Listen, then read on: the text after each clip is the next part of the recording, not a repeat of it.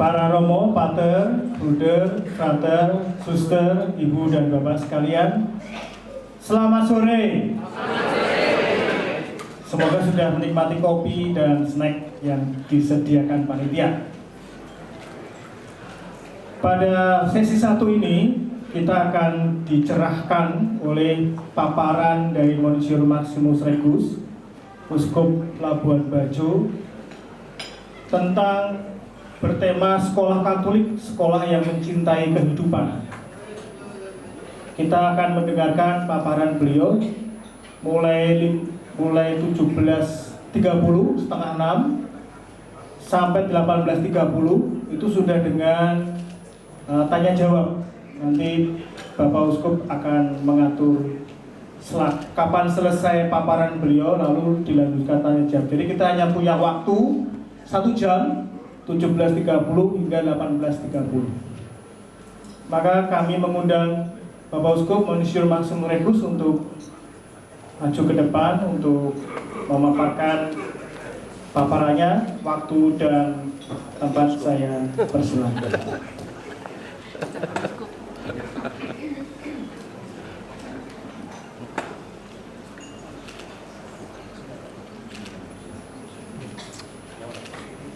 Ini ada zoomnya, ini ada zoomnya, bisa zoom aja di zoom. Sorry, banyak belakang bisa lihat.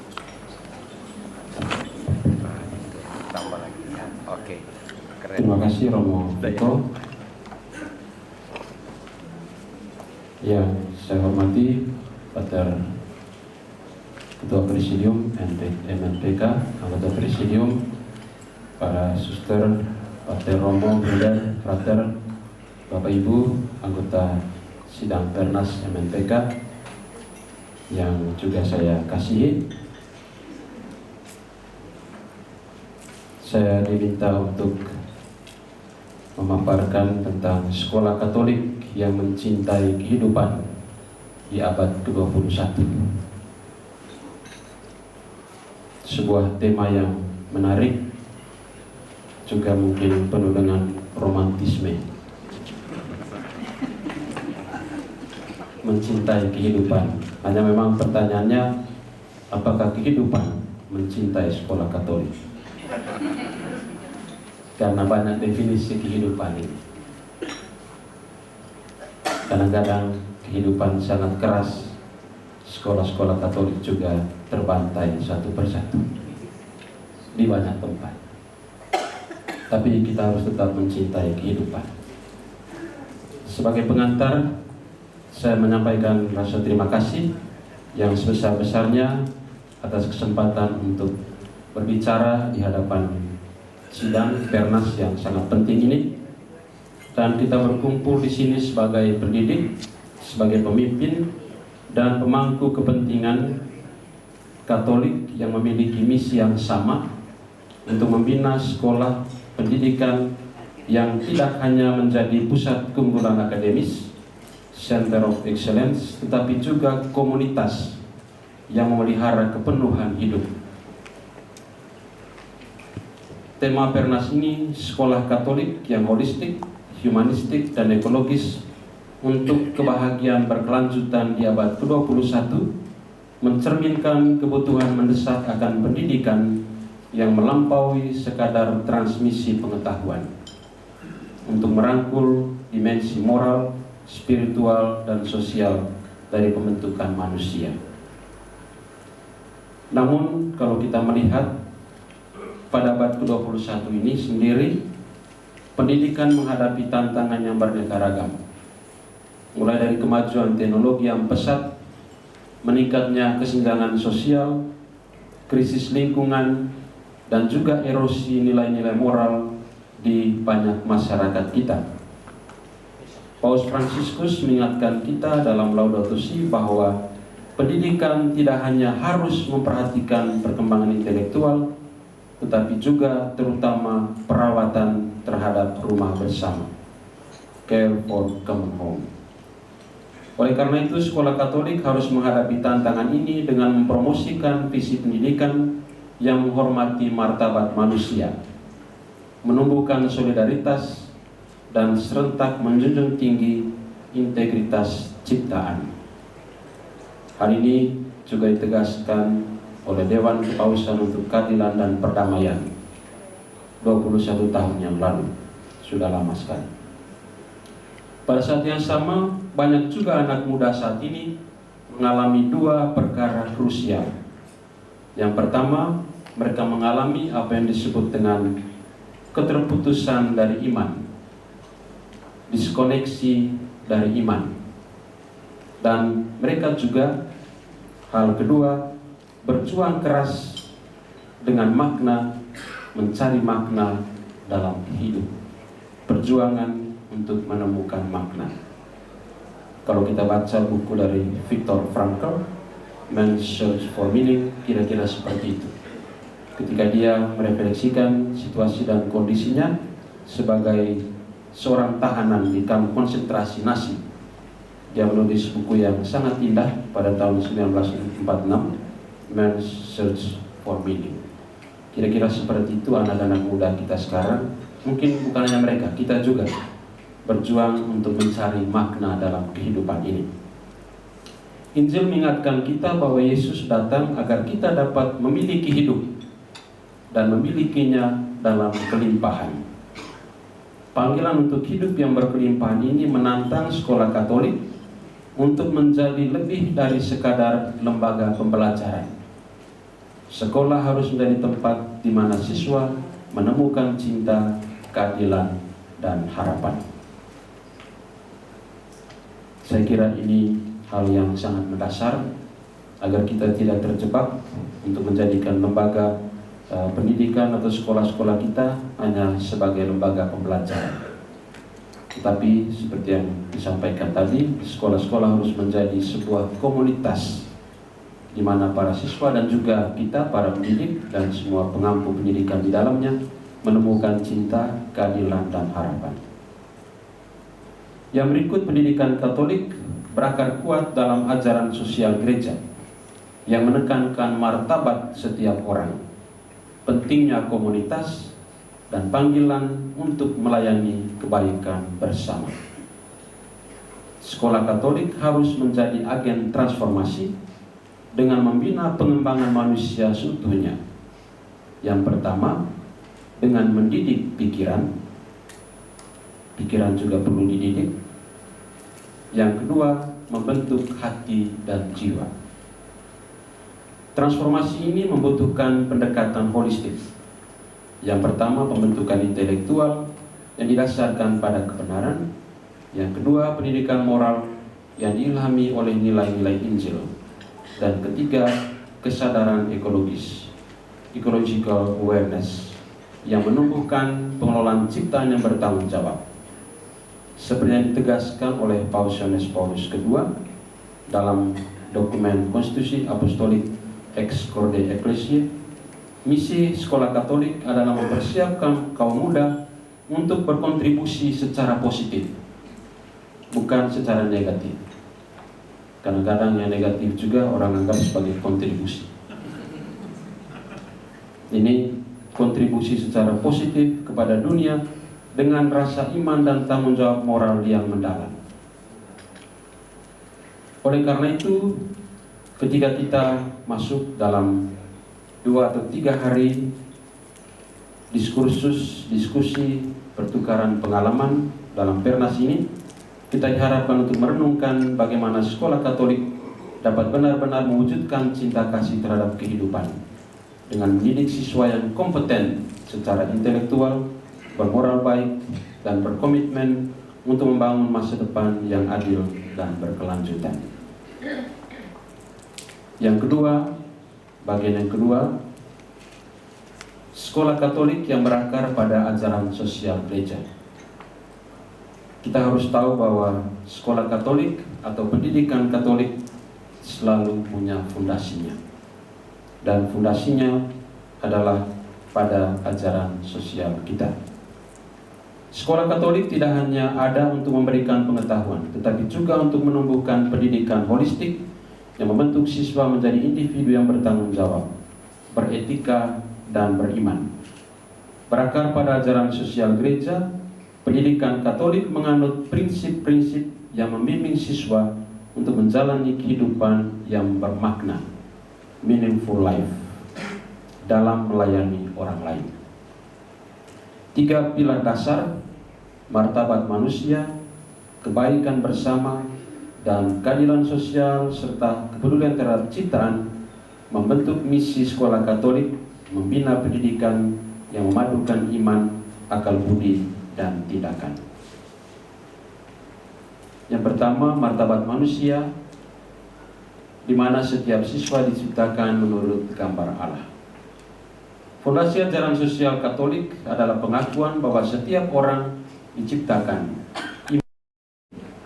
menurut gambar Allah sendiri dalam Kejadian. Kebenaran ini membentuk dasar martabat manusia dan menggarisbawahi kewajiban moral untuk menghormati dan memelihara setiap individu. Paus Yohanes Paulus II dalam Centesimus Annus 100 tahun Rerum Novarum menekankan bahwa martabat pribadi adalah nilai yang tidak dapat dipertanyakan, tidak boleh dipertanyakan. Bagi sekolah Katolik, hal ini berarti membina lingkungan di mana setiap siswa tanpa memandang latar belakang, kemampuan, atau status sosial ekonomi dihargai, dihormati, dan diberdayakan.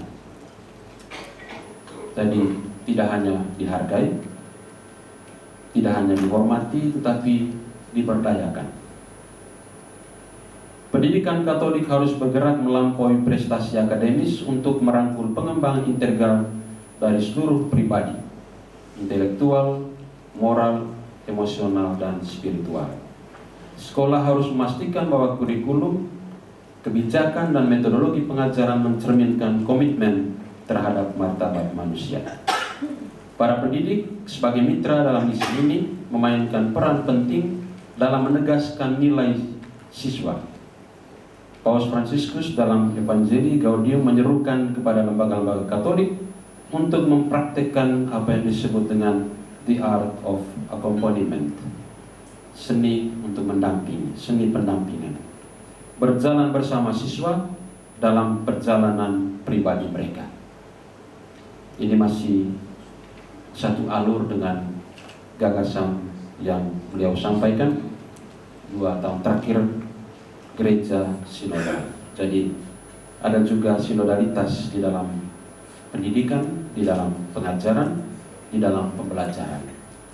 Pendampingan ini menumbuhkan budaya sekolah yang memprioritaskan belas kasih daripada persaingan, dorongan daripada pengucilan, dan pembinaan daripada sekedar instruksi. Yang kedua, kebaikan bersama, common good, dan keadilan sosial, di mana sekolah sebagai komunitas solidaritas. Pendidikan Katolik bukanlah usaha yang berdiri sendiri, tetapi berorientasi pada kebaikan bersama. Suatu asas yang mengupayakan kesejahteraan semua orang, khususnya mereka yang terpinggirkan, mereka yang ada di periferi kehidupan ini.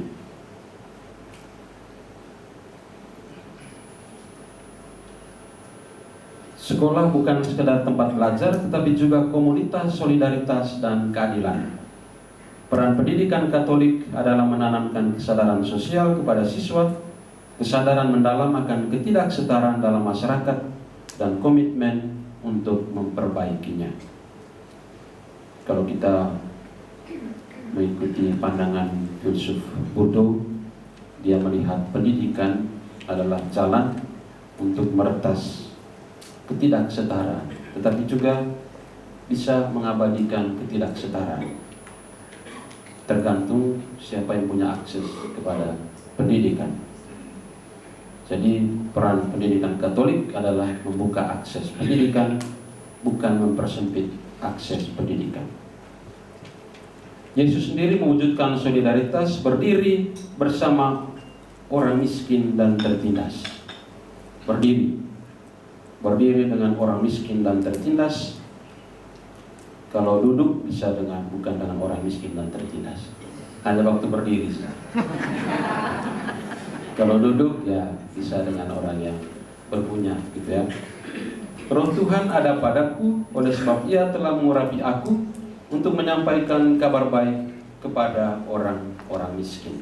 Dalam Lukas 24 ayat 18. Sekolah Katolik harus mengikuti contoh ini dengan mempromosikan pendidikan inklusif, memastikan bahwa siswa dari latar belakang kurang mampu diberi akses ke kesempatan belajar yang bermutu.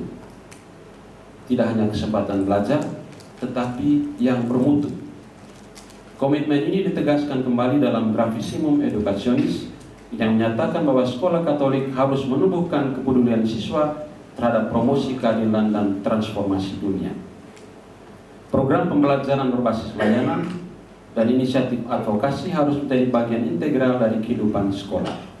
Mendorong siswa untuk terlibat dengan isu-isu keadilan sosial seperti kemiskinan, perdagangan manusia, human trafficking, dan diskriminasi sistemik, mempersiapkan mereka untuk menjadi kontributor aktif bagi masyarakat yang lebih adil.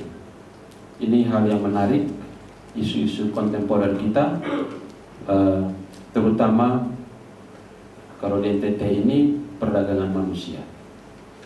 Waktu lalu kami didatangi oleh para suster dari Ruteng, para suster Gembala Baik.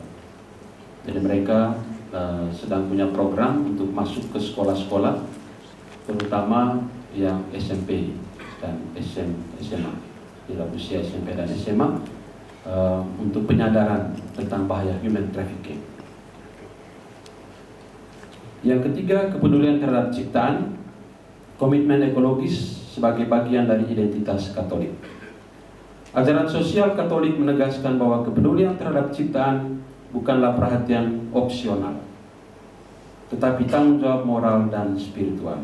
Maksudnya ini bukan sesuatu yang sebagai pilihan, bisa dipilih, bisa tidak.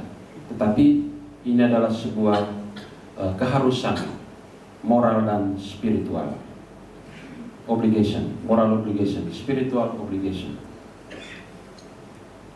Laudato Si 2015 karya Paus Fransiskus mendesak lembaga-lembaga Katolik untuk mengambil peran kepemimpinan dalam mempromosikan kesadaran lingkungan dan keberlanjutan, yang menyerukan pendidikan ekologis yang mendorong cara-cara bertindak yang secara langsung dan signifikan memengaruhi dunia di sekitar kita. Oleh karena itu, sekolah-sekolah Katolik harus mengintegrasikan kesadaran ekologis ke dalam misi pendidikan. Hal ini dapat dilakukan melalui yang pertama, kurikulum dan pembinaan, mengintegrasikan ilmu iklim, climate science, tanggung jawab etis, dan prinsip ekologi Katolik ke dalam materi pelajaran. Yang kedua, praktek sekolah berkelanjutan, menerapkan pengurangan limbah, proyek energi terbarukan, dan program pangan berkelanjutan.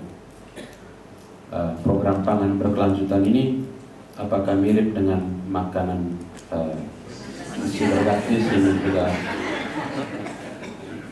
apakah sejalan atau tidak, kita tidak tahu. Mungkin nanti kita bisa diskusikan juga di dalam Pernas ini, apakah dampak dari MBG gitu bagi sekolah-sekolah Katolik. Yang ketiga, pembinaan spiritual, mendorong siswa untuk melihat ciptaan sebagai anugerah dari Tuhan dan menumbuhkan rasa takut dan tanggung jawab. Sekolah Katolik juga harus menjadi contoh pengelolaan yang bertanggung jawab dalam kebijakan kelembagaannya. Gerakan Iklim Katolik Global menyoroti bahwa lembaga Katolik dapat menjadi agen transformasi melalui kebijakan sekolah yang ramah lingkungan, infrastruktur hijau, dan inisiatif lingkungan yang dipimpin oleh para siswa sendiri. Komitmen terhadap kepedulian terhadap ciptaan ini sejalan dengan perhatian ilmiah yang lebih luas. Para cendekiawan juga telah menekankan bahwa pendidikan memainkan peran penting dalam bentuk sikap pro lingkungan, khususnya di kalangan pelajar muda. Jadi ada semacam attitude pro lingkungan, sikap, perilaku. Dengan memadukan iman dan sains, sekolah Katolik dapat menawarkan pendidikan yang memelihara apresiasi mistis terhadap ciptaan dan respons praktis terhadap krisis ekologi. Jadi ada rasa takut untuk merusak alam. Jadi itu yang disebut dengan apresiasi mistis terhadap ciptaan. Jadi ada gunanya juga kita takut kepada pohon, batu, sungai, meskipun sudah tidak mengalir airnya. Jadi ada perasaan-rasa mistis.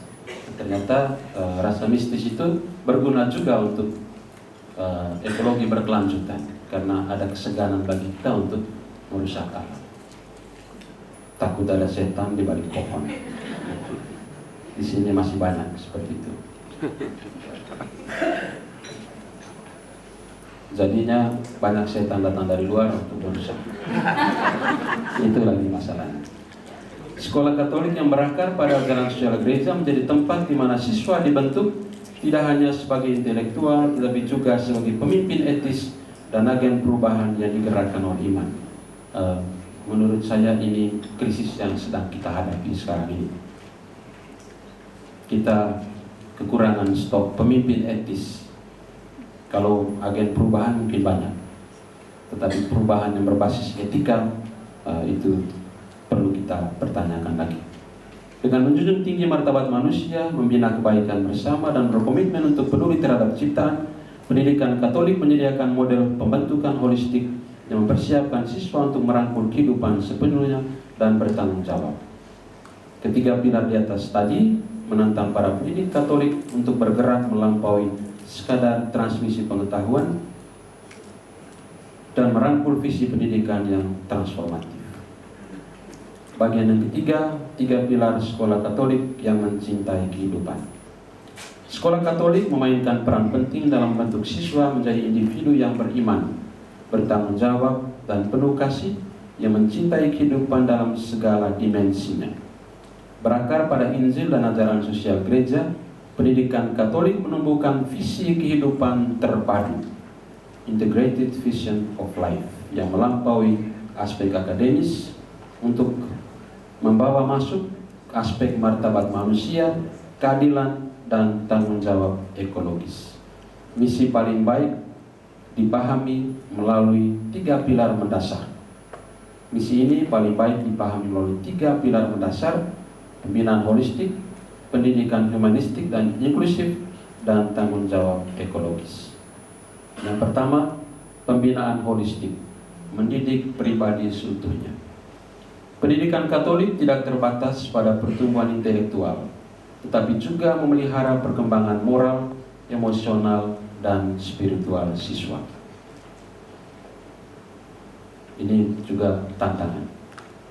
Kadang-kadang di dalam sekolah, di dalam ruang kelas hanya ada pembinaan intelektual, sedangkan pembinaan emosionalnya itu ada di jalan-jalan dalam bentuk taburan antara sekolah, ya toh? Banyak sekali kita nonton di televisi. Jadi pembinaan emosional itu ada di jalan-jalan, karena di sekolah hanya fokus pada pembinaan intelektual dan akademis. Pembinaan holistik sangat penting dalam membantu siswa menemukan makna dalam hidup dan mempersiapkan mereka untuk terlibat dengan dunia sebagai, yang pertama, pemikir kritis, dan kedua, pemimpin yang penuh kasih, pemimpin etis tadi, yang saya kira mungkin sebagian besar dan kita sepakat bahwa ini sedang mengalami kevakuman. Banyak sekali orang kritis. Kalau kita nonton televisi, semua orang kritis, tapi pemimpin yang etis itu tersembunyi atau memang mungkin tidak ada. Pemimpin yang penuh kasih, ya banyak yang omon-omon. Banyak yang omon-omon, ya seperti itu. Tidak ada gap antara apa yang dikatakan dan apa yang dilakukan. Pendidikan harus menumbuhkan 2 aspek kunci ini. Yang pertama, pengetahuan tentu saja, dan yang kedua, kebajikan. Santo Yohanes Paulus II dalam Ex Corde Ecclesiae menekankan bahwa sekolah Katolik harus memadukan iman dan akal budi, sehingga siswa tidak hanya mengembangkan kompetensi teknis, tetapi juga tanggung jawab etis. Ya, seperti yang tadi kita renungkan bahwa dimensi humanis pendidikan kita mungkin sudah tenggelam dalam dimensi teknik, teknologis yang terlalu kuat. Pendidikan Katolik yang menyeluruh membentuk karakter, memastikan bahwa siswa tumbuh dalam kebijaksanaan, integritas, dan rasa misi yang mendalam. Kata-kata Yesus dalam Yohanes 8:32, kamu akan mengetahui kebenaran, dan kebenaran itu akan memerdekakan kamu, mengingatkan kita bahwa pendidikan sejati membebaskan, tidak hanya secara intelektual tetapi juga secara moral dan spiritual. Sekolah Katolik harus melatih siswa untuk mencari kebenaran dan menyelaraskan pengetahuan mereka dengan tindakan etis dan keadilan sosial. Nah, ini yang kita katakan tadi, bahwa tugas pendidikan Katolik itu yang mendasar adalah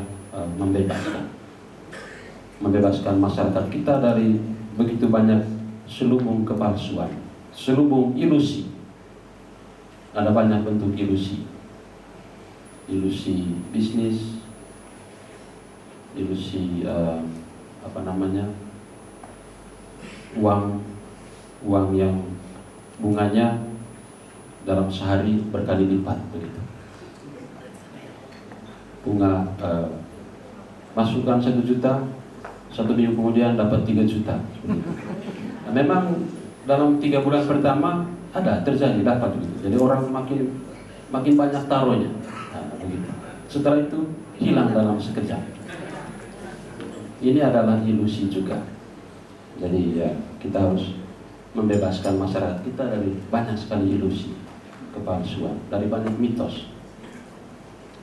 Mungkin kita juga ada di dalam ilusi-ilusi itu. Kalau Lucy nama orang.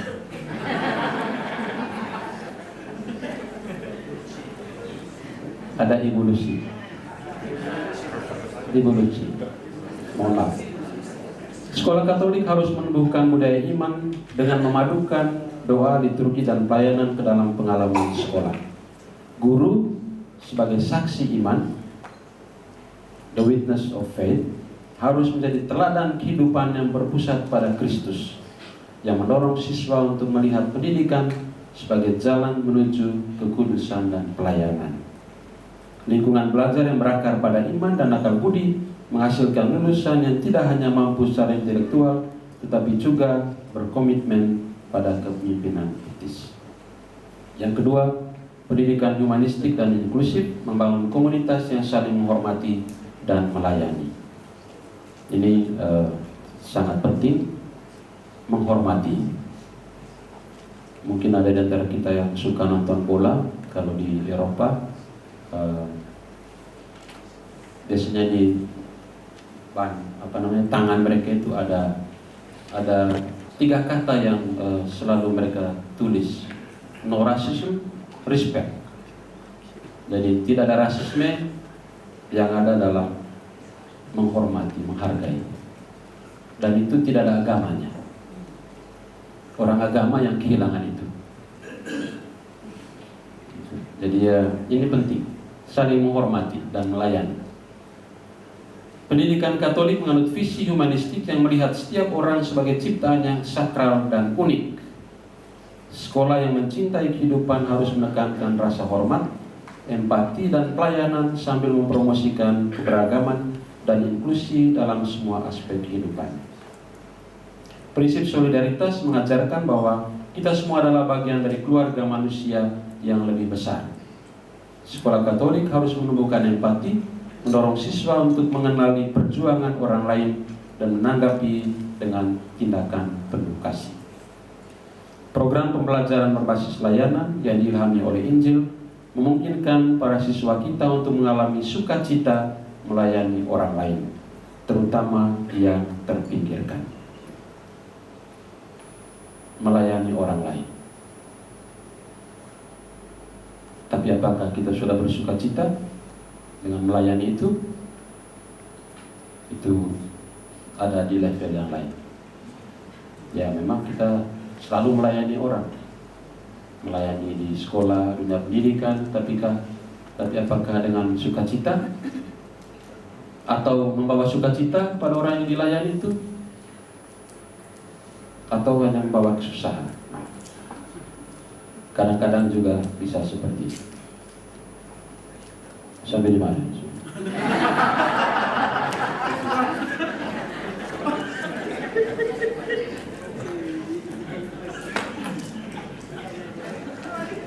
Penelitian menegaskan bahwa siswa yang terlibat dalam pembelajaran berbasis layanan mengembangkan kesadaran sosial dan empati yang lebih besar.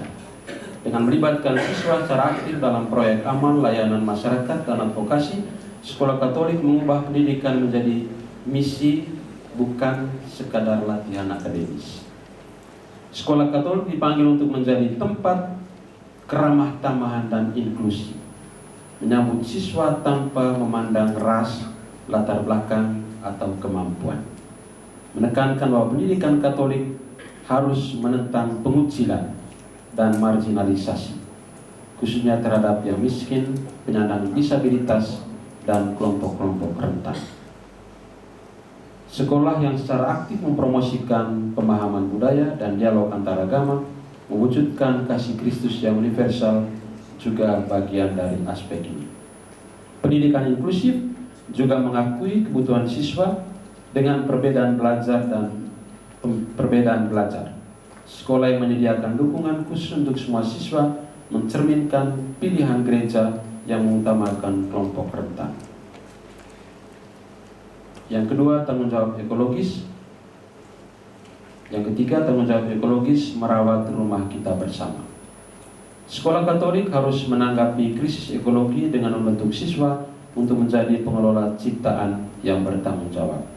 Hal ini memerlukan pengintegrasian etika lingkungan ke dalam kurikulum dan pembinaan praktik berkelanjutan di tingkat institusi atau lembaga. Laudato Si 2015 karya Paus Fransiskus menyerukan perubahan ekologis, mendesak lembaga Katolik untuk menanamkan rasa hormat yang mendalam terhadap lingkungan kepada siswa. Sekolah harus mengajarkan siswa untuk memandang alam sebagai anugerah dari Tuhan, bukan sebagai sesuatu untuk dieksploitasi. Pendidikan memainkan peran penting dalam membentuk kesadaran ekologis. Banyak penelitian juga menyoroti bahwa siswa yang terpapar etika lingkungan lebih mungkin mengembangkan perilaku berkelanjutan. Sekolah Katolik harus menanggapi dengan memasukkan perubahan iklim, konservasi, dan keadilan ekologis ke dalam kerangka pendidikan mereka.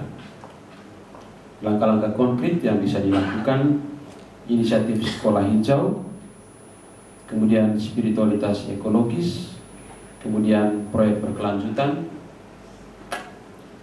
yang dipimpin oleh siswa, mendorong siswa untuk terlibat dalam penanaman pohon, program daur ulang, dan advokasi lingkungan. Sekolah Katolik juga harus bermitra dengan organisasi lokal untuk mempromosikan keadilan ekologis. Sekolah yang melibatkan siswa dalam proyek lingkungan langsung menciptakan mereka yang bisa mengurus ciptaan berkelanjutan. Sekolah Katolik yang benar-benar mencintai kehidupan mengintegrasikan pembinaan holistik, pendidikan humanistik, dan tanggung jawab ekologis ke dalam misi mereka. Mereka tidak hanya menularkan pengetahuan, tetapi juga menumbuhkan iman, kepemimpinan etis, dan juga tanggung jawab sosial. Yang keempat, ajakan untuk bertindak. Sekolah Katolik sebagai agen masa depan yang adil dan berkelanjutan.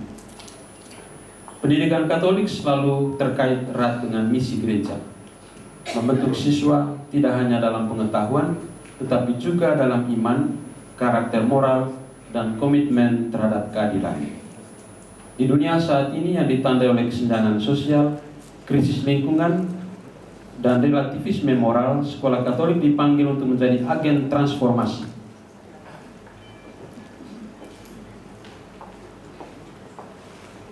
Membina siswa yang berakar pada nilai-nilai Injil dan berkomitmen untuk membangun masa depan yang adil dan berkelanjutan. Misi ini membutuhkan 3 komitmen utama: mendorong siswa untuk menjadi agen perubahan yang aktif, memperkuat kolaborasi antara gereja, pendidik, keluarga, dan masyarakat, dan menerapkan strategi praktis untuk menumbuhkan budaya kehidupan di sekolah. Yang pertama, mendorong siswa untuk menjadi agen perubahan yang aktif. Iman dan keadilan membentuk pemimpin sosial Katolik. Sekolah Katolik harus menanamkan dalam diri siswa rasa tanggung jawab sosial yang mendalam dan keberanian moral yang berakar pada ajaran sosial gereja.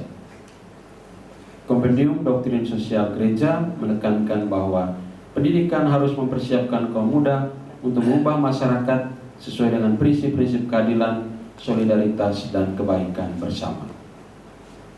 Paus Fransiskus menyerukan kaum muda untuk menjadi tokoh perubahan, protagonist of change, yang secara aktif bekerja untuk dunia yang menghormati martabat manusia dan ciptaan. Sekolah harus menyediakan kesempatan bagi siswa untuk terlibat dalam advokasi, layanan masyarakat, dan inisiatif keadilan sosial dengan memastikan bahwa iman bukan sekedar pengetahuan, tetapi pemuridan yang dihayati. Menjadi murid, menjadi rasul. Yudas juga tidak apa-apa, yang penting bertobat.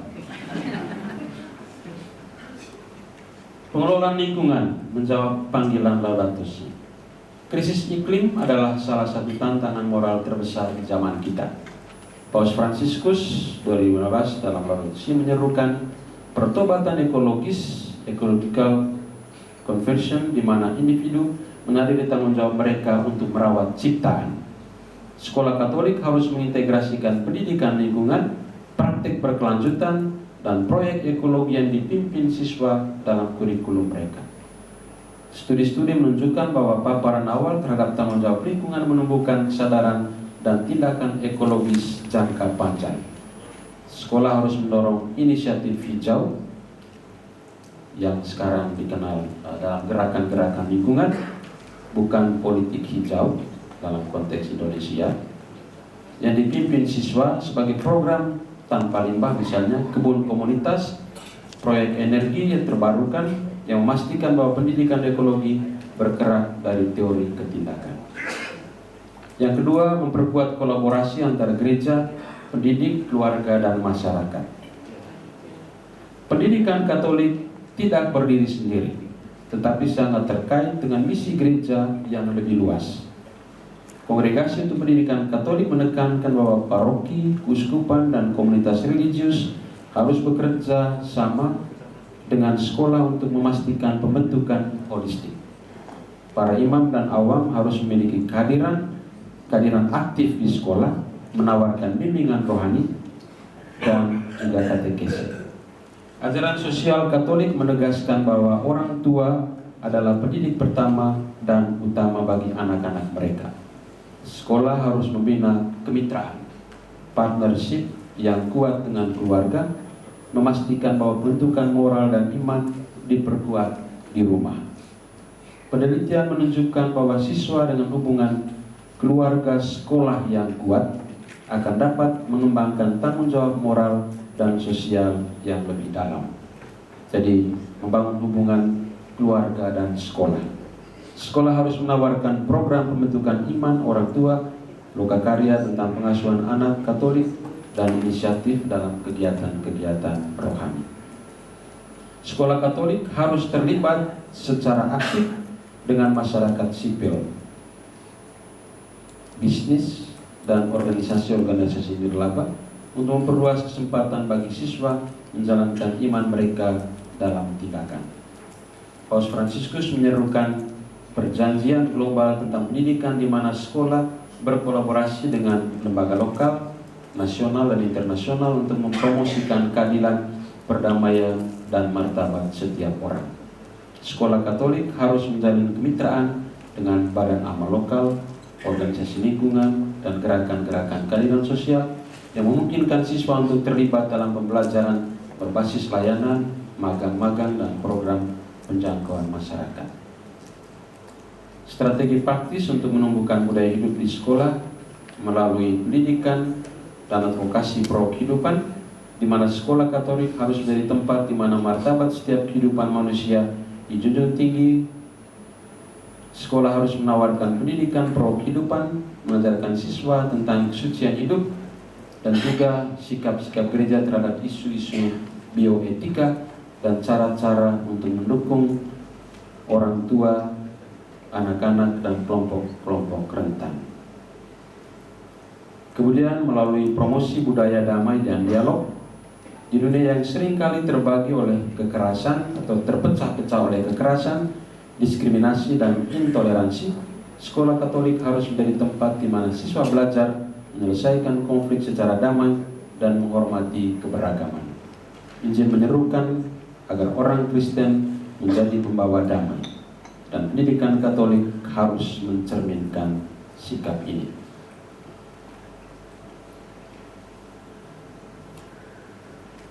Kemudian membina panggilan dan identitas Katolik. Pendidikan Katolik bukan hanya tentang keberhasilan akademis, tetapi juga tentang membentuk orang-orang kudus. Ini penting juga untuk kita ingat. Bukan hanya menciptakan orang-orang yang berhasil, tapi orang-orang kudus juga. Sekolah harus mendorong siswa untuk memahami panggilan mereka, baik menjadi imam, hidup religius, atau menjadi awam. Paus Benediktus XVI menekankan bahwa sekolah Katolik harus menjadi tempat di mana kaum muda mendengar dan menanggapi panggilan Tuhan. Bagaimana mereka mendengar kalau kepada mereka tidak disampaikan? Jadi ini juga menjadi hal yang penting. Sekolah Katolik memainkan peran penting dalam membentuk masa depan yang adil dan berkelanjutan dengan membentuk siswa yang menjadi pemimpin dalam iman, keadilan, dan tanggung jawab ekologis. Dengan memberdayakan siswa sebagai agen perubahan, memperkuat kolaborasi antara gereja, keluarga, dan masyarakat, serta menerapkan strategi yang konkret yang menjunjung tinggi martabat kehidupan, pendidikan Katolik menjadi kekuatan transformatif di dunia. Misi ini bukan sekadar cita-cita, tapi panggilan yang mendesak, yang menggemakan kata-kata Kristus sendiri, kamu adalah terang dunia. Yang kelima, komitmen pastoral di sekolah Katolik. Komitmen pastoral merupakan inti dari pendidikan Katolik yang membentuk sekolah menjadi komunitas iman. Kita tidak bisa mengharapkan bahwa sekolah-sekolah kita akan menjadi komunitas solidaritas, komunitas iman tanpa pastoral pendidikan. Gereja menyerukan sekolah Katolik untuk menjadi pusat penginjilan, tempat para siswa bertemu Kristus Yesus melalui doa, sakramen, pembinaan moral, dan pelayanan kepada sesama. Misi ini membutuhkan 3 elemen penting. Dalam praktek kita, misalnya retret bimbingan rohani, pembelajaran pembinaan guru, staf sebagai pendidik pastoral, dan membangun budaya sekolah yang menumbuhkan iman, harapan, dan kasih. Kegiatan-kegiatan rohani seperti ini akan memberikan dampak spiritual, terutama dalam membangun budaya sekolah sebagai komunitas solidaritas, komunitas iman, komunitas pengharapan. Saya kira ini pesan-pesan kunci yang kita sering dengar dalam tahun jubileum 2025 ini. Kita menjadi pesiar pengharapan. Sekolah-sekolah kita juga harus menjadi komunitas pengharapan, menjadi komunitas solidaritas, iman, dan pengharapan.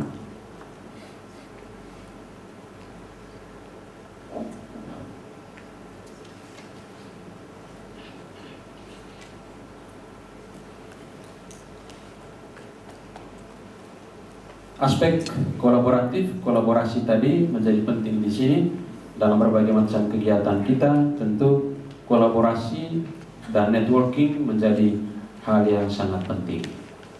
Nah, pertanyaan untuk kita sebagai sebuah komunitas pendidikan Katolik Indonesia ini, apakah solidaritas, kerja berjejaring sudah menjadi bagian dari budaya, kultur, manajemen kita di Indonesia ini?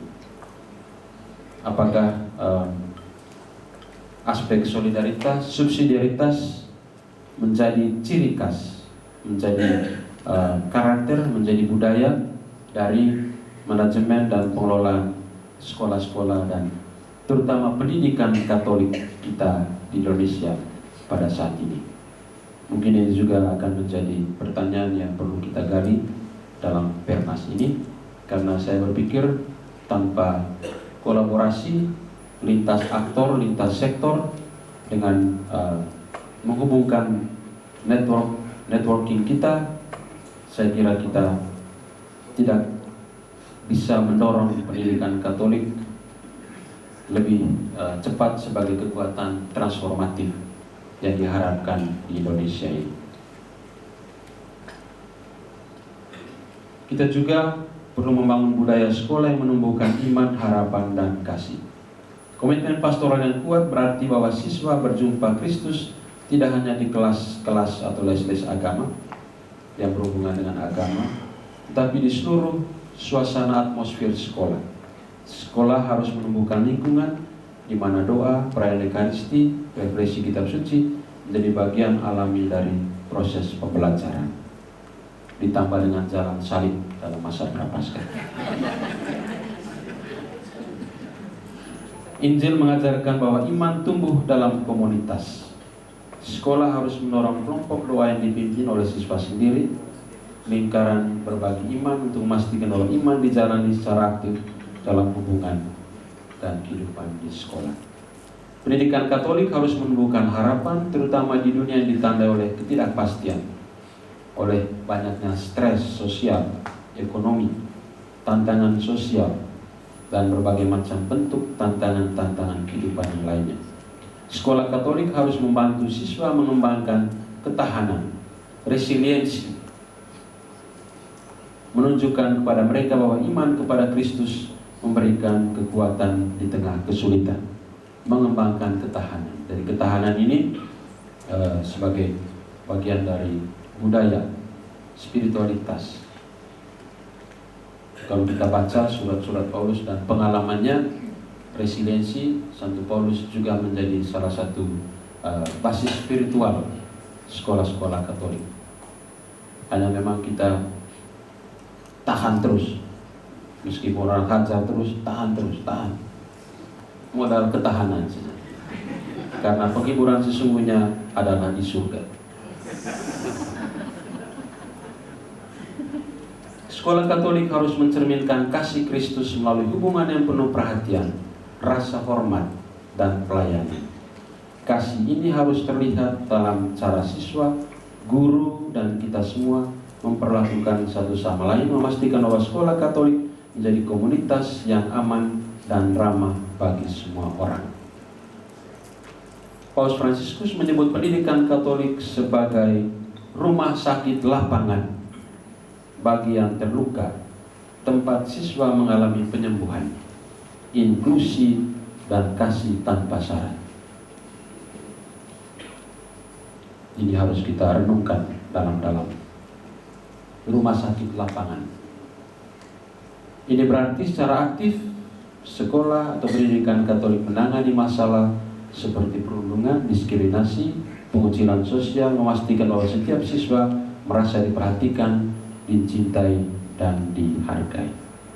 Komitmen pastoral di sekolah Katolik bukanlah aspek pendidikan yang opsional, adalah dasar identitas Katolik.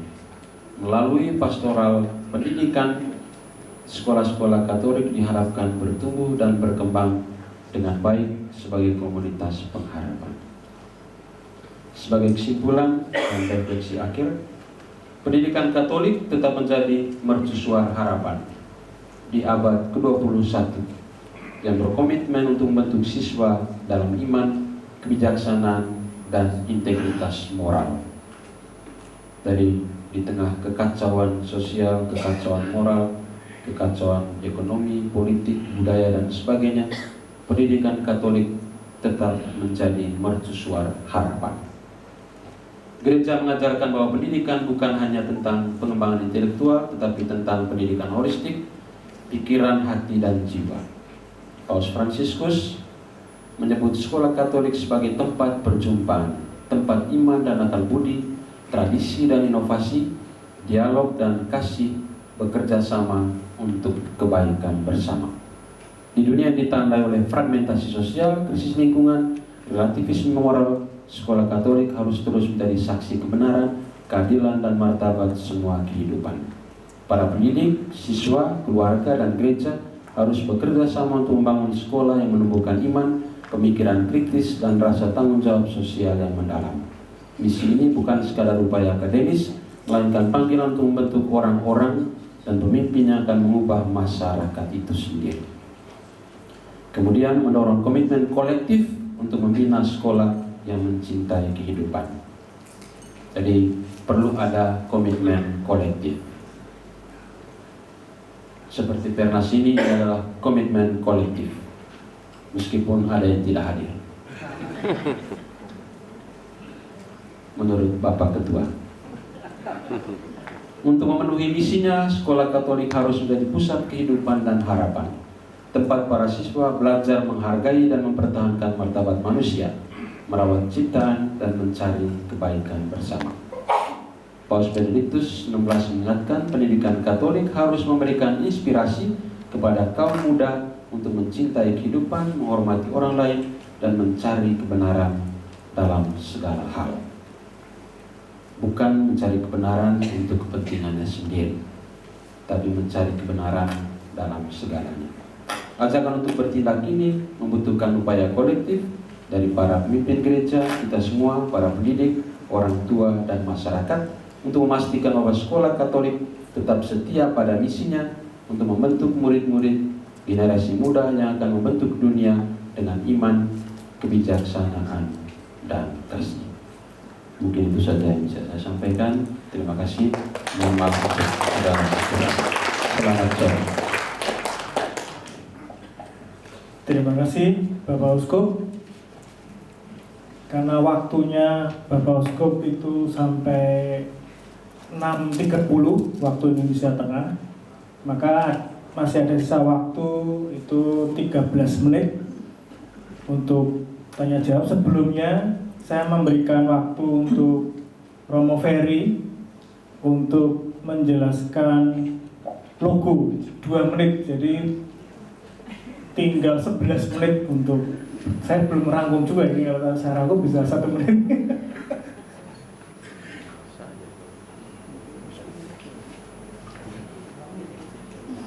Silakan Romo Ferry menjelaskan logo.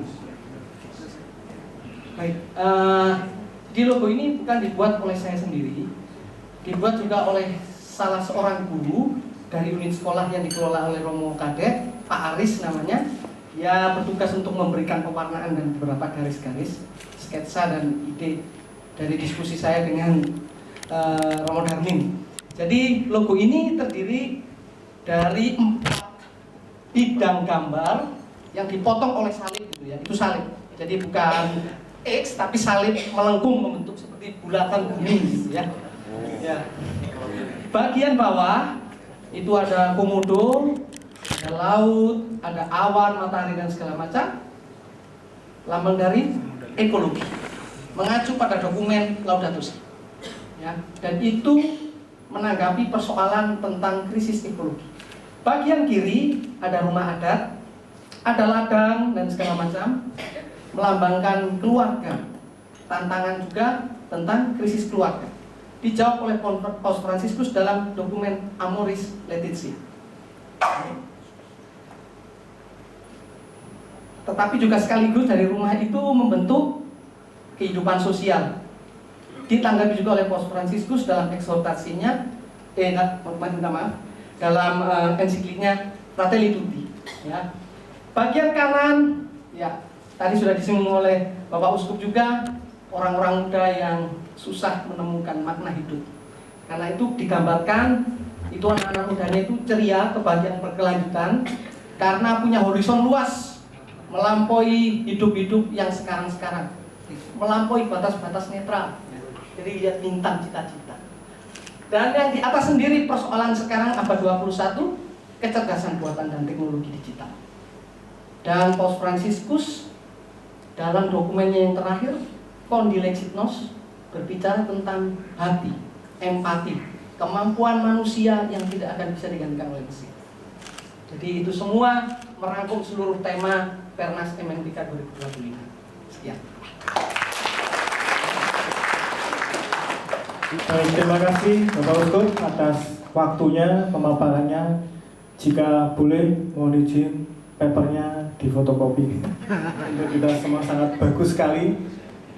Semoga dengan paper ini kita bisa merumuskan, dari Bapak Uskup menyebut beberapa kualitas lulusan siswa kita dari sekolah Katolik. Mestinya begini, yang saya dengar berkali-kali adalah pemimpin yang etis, karena lagi integritas etis lagi menurun di negara kita. Lalu bagaimana menunjuk atau mencetak lulusan yang seperti itu melalui komunitas sekolah. Maka dokumen dari atau paper dari Monsinyur bisa kita bedah, kita turunkan menjadi profil lulusan. Untuk menciptakan profil lulusan, sekolah mesti mengembangkan apa saja. Saya kira itu bagus. Terima kasih Monsinyur. Nanti bisa dibedah oleh kami semua.